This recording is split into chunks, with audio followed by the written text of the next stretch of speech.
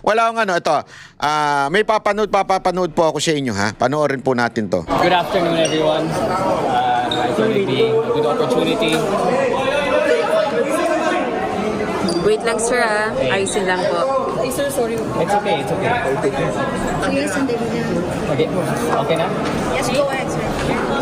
Yeah, again, good afternoon, everyone. I thought this would be an opportunity, a good one, to face the media and update you all as to the goings on of the House. I think it's no secret as to what transpired. The vote for the speakership is currently ongoing. I just cast mine for Congressman Faustino Bojidi III being the lone nominee for Speaker of the House. Kung why Bojidi? Was Albi Benitez or Toby Chanco even chosen by Malacanang? First of all, it was not a matter of being chosen by Malacanang. Aside from that, kung Toby said ayaw niya. Nilinaw niya, hindi daw chosen. Okay? Okay. Ulitin natin, ha? From the beginning. And Kong Albi gave way for Kong Bojidi. How this works is, of course, it's a game of numbers, the magic number being 158. Kinausap at tinanong po namin ang mga party leaders kung sino sa tingin nila ang pwede maging speaker kapalit ni Speaker Martin Romualdez. At ang pangalan na lumabas lagi ay ang pangalan po ni Congressman Bojidi. We are a collegiate body. The Speaker is primus inter pares and he serves at the pleasure of the majority. So, noong lumabas po ang pangalan ni Congressman Bojidi, yan po ang nominate bilang Speaker of the House. Sir, sabi ni Pulong Duterte, cover-up move na naman daw po ito. Kayo daw po yung pumili kay Bojidi. Ano po? What did he Sabi say? ni Pulong Duterte, cover-up move na naman daw po.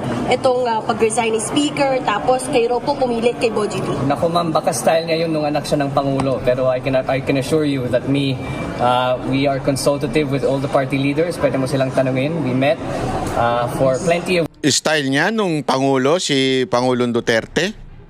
Alam mo, Totoy. Makinig ka, Totoy, ha? Pinainit mo ulo ko. Ha? Totoy. Alam mo ba, ako, involved ako noon eh. Alam na alam ko yung nangyayari noon. Nakatutok tayo noon sa labanan ni Cayetano tsaka ni Velasco.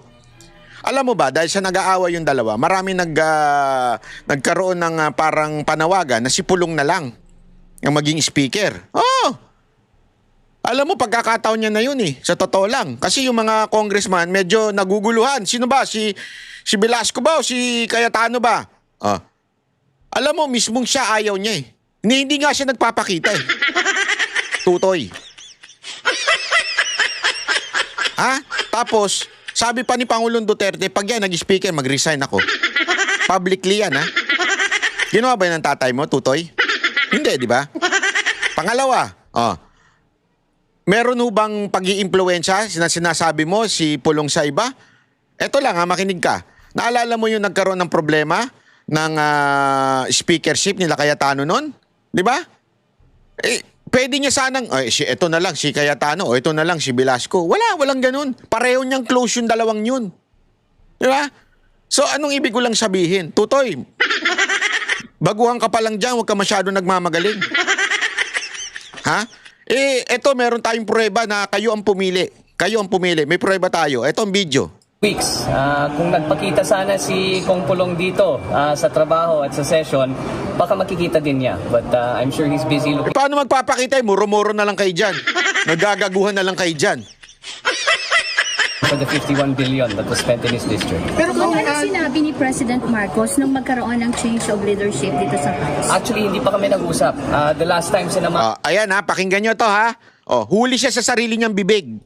ko, nakita kami ni Pangulo was nagsama, humingi si Speaker Martin ng meeting kay Pangulo. Sino humingi ng si speaker, di ba? Humingi daw ng meeting. Ano ginawa niya doon? Kumain naman ng spaghetti? Nag-steak lang ng wagyo? Ano ginawa niya doon? And dun, nagbigay po siya ng kanyang resignation sa Pangulo. Sa sarili mong bibig, Tutoy. Sa sarili mong bibig, Tutoy. Lumabas. Humingi siya ng resignation. What the Hindi ka na ako magmurap. Nakakabuisit kasi. Lantarang ginagago tayo mga Pilipino eh. Sa simula, sinabi niya independent naman daw sila. Keso ang nagdidesisyon daw yung grupo. Diba? Sinabi niya yun eh. Oh, pero ngayon, ano sinasabi niya? Pumunta si Romualdez kay Marcos at nag-resign doon. Tutoy, bakit nag-resign doon? Siya ba namimili? Si Marcos ba? Oh, kaya nag-resign, it only means one thing. Ang namili kay Romualdez ay si Marcos. So therefore, ang mamimili ng bagong speaker, si Marcos uli. Tama, mali. Yan ang mahirap sa mga madadaldal, mabilis mahuli. Sana kumanta ka na lang ng pyramid. Hindi, di ba? Ano unang sinabi mo? Ang linaw nung sinabi mo noong una eh. Sino nagdidesisyon? Kayong party mates, blah, blah, blah, blah, blah, blah. O ngayon, ba tumingi ng resignation siya kay Marcos? Di ba dapat kasi again hindi ho supposedly, ito yung sinasabi, independent, hindi naman ina-appoint ang speakership. The only thing na nagbibigay ka ng resignation ay kanino? Sige nga. Sa boss mo, di ba? Kailan ka pa nagbigay ng resignation sa kapwa mo ng empleyado? Ibig sabihin, dun sa boss mo. Ibig sabihin kung sinong nasusunod. Ibig sabihin kung sinong pumipili. Kaya nga ang isang sekretary, di ba? Sila nagtetender ng kanilang resignation. O eto, re-resign na ako. Hindi naman yung sekretary pwedeng pumunta sa kamera. O magre-resign na ako Hindi, bakit? Hindi naman niya boss yun eh. O, ganun din ang kamera. Hindi naman niya boss si Marcos ba't siya humingi ng resignation doon? O, huli ka, bata. Huli ka, tutoy. Bilang Speaker of the House. That's the last time when we saw each other. Linawin natin, ulitin natin baka kasi na ano kayo eh. Ito si Tutoy, akala mo talaga magaling eh. Kaya tuloy na ito tuloy. Play. I can assure you that we are consultative with all the party leaders. Pwede mo silang tanungin. We met for plenty of weeks.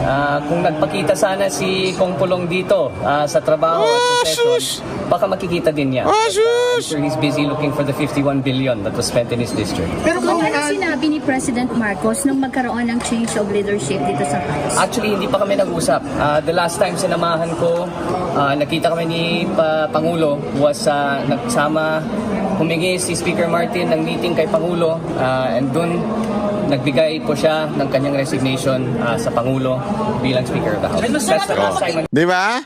Obvious. Huli ka, Brad. Huli ka. Opo, sir, ano magiging bagong direksyon ng Kamara under new leadership? We'll have to wait what the new Speaker has to say. Sir, may bas-bas ni Presidente Of course, the House appreciates that the incoming Speaker is supportive of the President's agenda and programs. Pero again, this is a co-equal branch of government which Malacanang respects, which the executive respects. So Wala, huli ka na. Kung ano man Kahit anong palusot mo, huli ka, Brad. ang gusto nila, kung sino man ang gusto nila din. Sir, kailan niyo sinabi niyong sinamahan niyo si Speaker? Nakita kami kahapon. And sir, kailan yung meeting niyo with the President? Kahapon. So, did the President Boji B? Pagkasabi ko lang, ma'am, the Speaker asked for a meeting with the President and he gave his resignation and said that it was an honor to work with him and that he was stepping down to ensure the independence of the Independent Commission and to protect the institution for people not to say that he was using his influence to influence the ICI. Sir, following the resignation of Speaker Romualdez, what will happen to I'm sorry? Saldico? The President did not ask the House. No, he offered to step down. Sir, wala po ba, would you say na hindi naman nawala ng tiwala yung mga House members kay former Speaker Romualdez? He had the numbers. Simple lang yun. Kung nasa iyo yung numero, you have the speakership. He had the numbers. Sir, ano naman gagawin ng House leadership kay Congressman Saldico na iniuugnay din sa mga anomalya sa budget? Ayan na. Gonna be the first one to tell you that he should come home and face any and all allegations against him. Will you Ayan na. Ito, halatang-halata na yung tono. Halatang-halata na yung tono, ladies and gentlemen. Ano yung tono na yun? Ano yung tono na yun? Yung halatang wala na silang pakialam kay Saldico. Di ba? Parang, ilaglag na namin Saldico. Kasi alam mo, sa mga ganyang kasalanan, kailangan, sabi nga, the bucket must stop. Diba? Parang kailangan yung kasalanan, meron talagang patunguhan. Sino yon? Yung pinsan niya o yung itong si Zaldico? Oh. Mukhang talagang todo-todo ng paglaglag kay Zaldico. Zaldico, kung nakikinig ka, yung mga abogado mo nanonood dito araw-araw. Parating nyo to kay Zaldico. Kung ako sa'yo, ilaglag mo yung boss mo. Kung ako sa'yo. Wala ka na lusot eh. Ikaw ay nakatatak na sa kasaysayan. Zaldico, naku, wala na. Kontraktor. Yan na nakatatak sa kasaysayan eh. Oh. Kasi hindi mo naman matatanggi. Talaga naman kahit i-diverse mo na yung SunWest Contractor na company mo, di ba? Nandyan na pa rin yun. Ibig sabihin, dati ka pa rin talagang may-ari niyan. Oh, kung dinivert mo na ngayon, I really don't know. Sabi nga ni Tiangco, kalokohan yung divert na yan eh. Di ba? Pero gayon pa man, masyado ka lang nilaglag na Malacanang. Ano to? Ganun na lang? Ibig sabihin, mawawala ka sa mundo. I mean, hindi ko sinasabing may mangyayari masama. I mean, tatanda tayo, eventually mawawala tayo sa mundo. At yung legacy na iniwan natin ay ganyan. Gusto mo yan ang legacy iiwan mo sa mundo na to? Kawawa naman mga anak at apo mo. Hindi, isipin mo mabuti ito Kawawa naman yung mga anak, apo mo, lahat ng kawawa. Kaya tuloy pa. Kaya tuloy pati yung isang mambabatas doon makakaliwa na galing sa bundok. Napagkamalang mag-anak mo eh. Hindi, lahat tuloy ng parang sama na tignan. Para tuloy iniisip ko, hindi kaya si atoy ko may kinaugnayan kay... Hindi, di ba? Hindi, joke lang po yung kay atoy ko Magaling na basketball player yon. Hindi, yan po yung sanang yan na yung sanang pag-isipan mo na mabuti. Dapat mag-state witness ka na lang kasi alam mo namang hindi ka pinang-guilty, di ba? Alam mo naman, sigurado yan sa puso mo. Hindi ka makakagalaw ng wala kang backer. Whether you did it the right thing or the wrong thing, ikaw lang makakapagsabi niyan, hindi ang tao. Di ba? Pero kita mo nilalaglag ka na. Kaya kung ako sa'yo, magsalita ka na para hindi naman masayang yung mga nalalaman mo. At saka hindi naman masayang yung legacy mo, di ba? Sa mga kamag-anak mo, apo mo, at lahat ng sa Pilipinas. Kawawa naman. Plus, sa mga gusto namang makita siya at ng mga nagwi-wish. Ako na, sasabihin ko na sa inyo, di ba? Paulit-ulit ko sinasabi. October 16, yung kaso niya, yung kinaso niya sa akin, meron kaming hearing sa korte. So, kung gusto ninyong pumunta, kung pupunta siya, ewan natin, abangan natin. Dala ninyo ng rosas, ng kamatis, sibuyas, ng saging. Wag yung bulok Sa October 16 sa Legazpi, yan. Meron hearing. Malamang pupunta yan. Kasi nung una pumunta siya dapat ma-cross-examine siya. So malamang pupunta yan dyan sa October 16. Tingnan natin kung uuwi siya. O talaga bang magtatago na siya. Hindi natin alam yan. Malalaman natin yan sa mga susunod pang araw. Force him to come home. I don't know if that is something you can do as a body, but again, I think he should come home and face the allegations against him. If not, too severe, and it's dragging the house in the mud. If not, will that be enough for him to face the ethics committee? It might be, yes. I mean, there's a precedent for it when Pong Arnie Teves did the same. So did you try to convince Speaker not to step down? For House Speaker to resign? That's not for me to do. So when did they... If he wants to step down, that's his choice. Kung anong reaksyon ni Presidente nung makita niya yung resignation ni Speaker Romualdez? It was one of respect. Dahil nakita niya that he was doing it to save the institution and to give way for the independent body to have a fair and thorough investigation. How did you feel about it, sir? How did I feel about it? I mean, on a personal level, of course, nakakalungkot din, and the House members, because he did enjoy the majority support of the House, nakakalungkot. Anytime there is a speaker that is outgoing, nakakalungkot. But again, it was done for the sake of the institution, and hopefully, the incoming speaker, Boji D, will bring the House to down. Great heights. One. Bring the House down. Party ba? Party? Bring the House down. It is accountable and one that is answerable to the people. Kung hindi ba kayo natatakot sa mga protest this coming Sunday? Kasi parang pakiramdam, parang isa sa yata siguro sa nag-force kay Speaker Romualdez to resign is baka nga yung pressure sa kanya to ditong mga issues na to, especially kung marami na Para sa kanya pa yun sagutin, hindi pa yun para sa akin. Malamang. Ano ang pinakalasahan sa chairmanship ng mga komite dito sa House? Sa tingin ko, ma'am, nasa gitna po tayo ng budget. Kailangan natin ipasa ang pinaka-importanting batas ng ating bansa. At yan po ay ang budget. So, I don't think there will be any changes for now in the chairmanships or the composition of the leadership. Dahil lang, it's too disruptive to what we are going through. Pero after the budget season, sir, Hindi po ako yung speaker, tanongin niyo yung speaker. Hindi naman ako nagde-decide. Pero sir, bibigyan po ng position si Speaker si Martin Romualdez sa committee chairmanship. Again po, hindi po ako yung speaker, so hindi ako makasagot ng tanong na yun. So, no changes until Pero ikaw nga daw nagdidesisyon eh, Tutoy.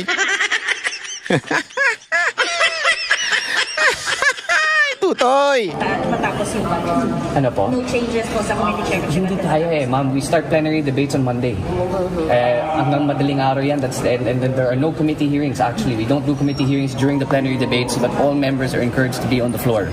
So kung walang committee hearings, wala namang kailangan baguhin in terms of the composition of the chairmanships and the leadership of the House. So your comments sa sinasabi ni Representative Marcoleta na parang cosmetic lang daw kung ang kailangan daw ng House ay institutional change. Okay lang yan. That's his opinion. I respect that. Pero do you think, sir, enough po yung resignation? I'm sorry? Yung moral ng House, kamusta? Well, again, the House has been under fire for the past few weeks. So obviously morale is low. But I'll be the first one to tell all of you some of that blame is deserved and warranted. So I think the House needs to reform. The House needs to be accountable, and the House has to be answerable to the Filipino people. And I hope that's what the leadership of Speaker Boji D brings. Do you think yung resignation of Speaker Romualdez will pacify the outrage of the public sa corruption? I don't know.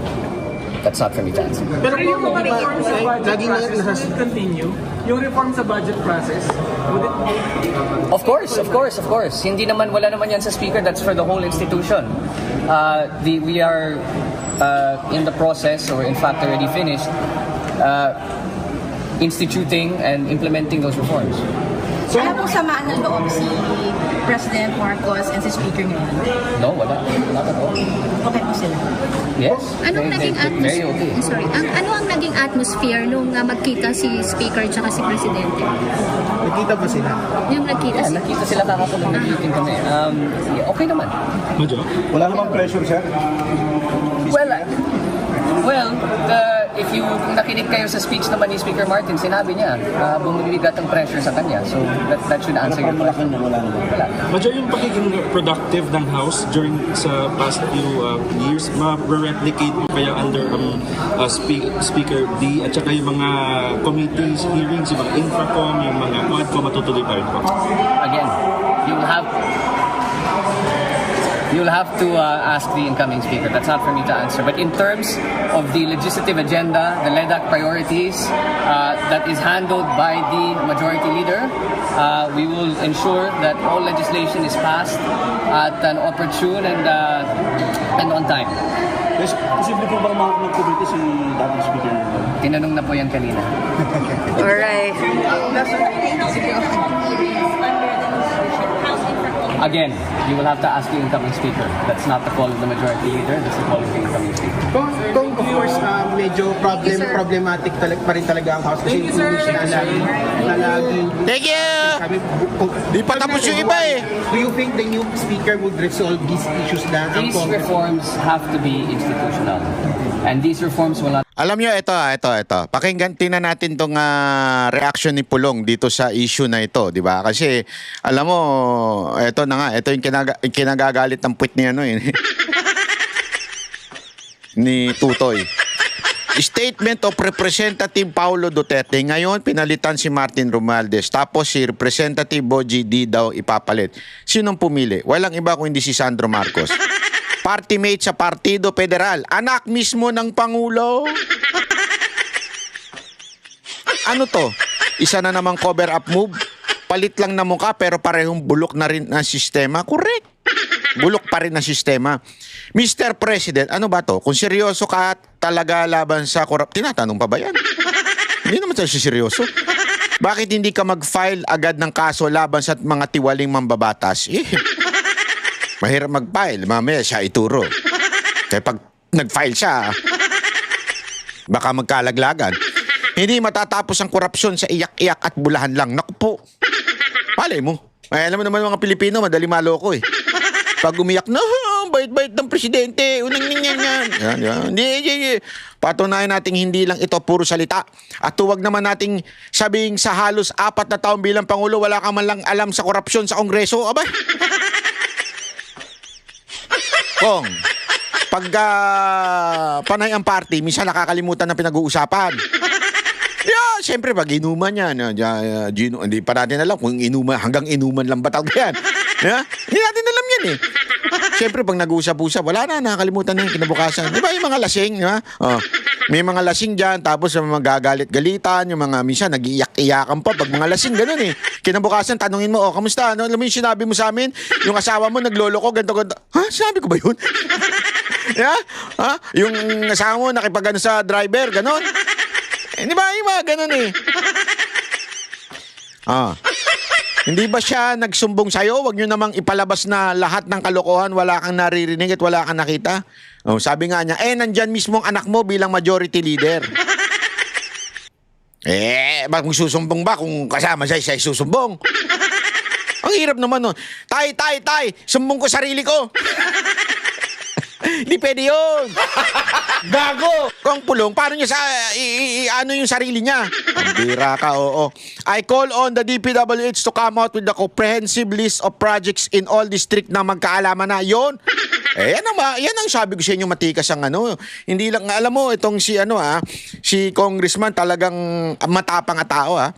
Kasi kung ikaw hindi malinis na tao, hahamunin mo ba yung DPWH?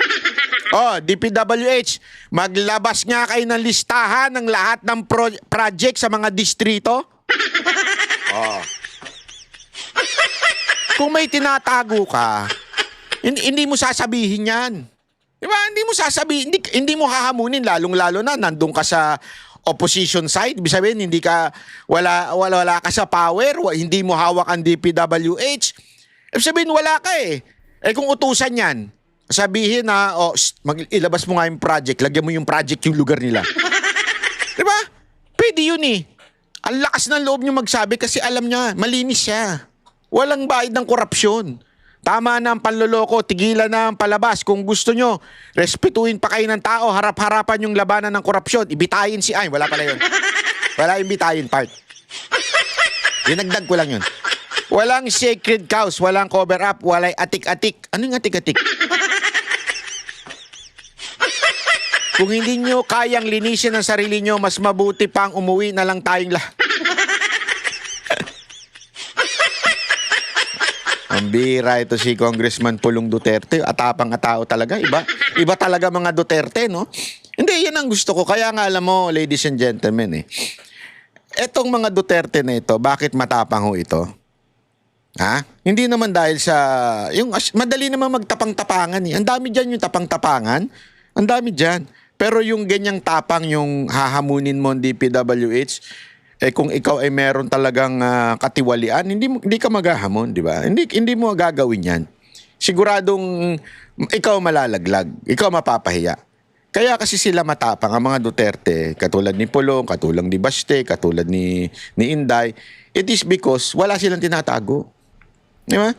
Wala silang tinatago, wala eh. Alam nyo, eto honestly, nakasama ko na po yung ilan sa kanila, hindi naman sa intimate gathering, walang ganon. Pero, alam mo, mararamdaman mo naman eh. Sabi ko nga sa inyo, ako po, bago po ako naging political vlogger, alam nyo naman siguro ang trabaho ko bilang manager ng talent. Alam nyo, ang dami kong nakakasalamuha na mga politiko for decades. Kasi ako ang manager, ako nakikipag-negotiate ng mga show, di ba? Kitang-kita ko yung mga plastic na mga politiko. And naasiwa po ako dun. Honestly, wala akong amor sa mga plastic na politiko. Kaya nga itong mga Duterte, todo suporta ko. Wala ho akong parang hesitation na sumuporta sa kanila. Kasi kitang-kita ko yung pagiging true nila eh. They're not perfect. They have flaws. I mean, meron silang mga rough edges. Pero kukumpara mo siya iba, napakalinis. Maayos trumabaho. Ibig sabihin, ayos magtrabaho, ayos maggawa ng mga alam mo yun, ng kanilang mga function bilang congressman, bilang mayor, bilang vice mayor. Maayos eh. Kaya masarap suportahan. Eh yung iba, naku po, patay tayo dyan. Napaka-plastic.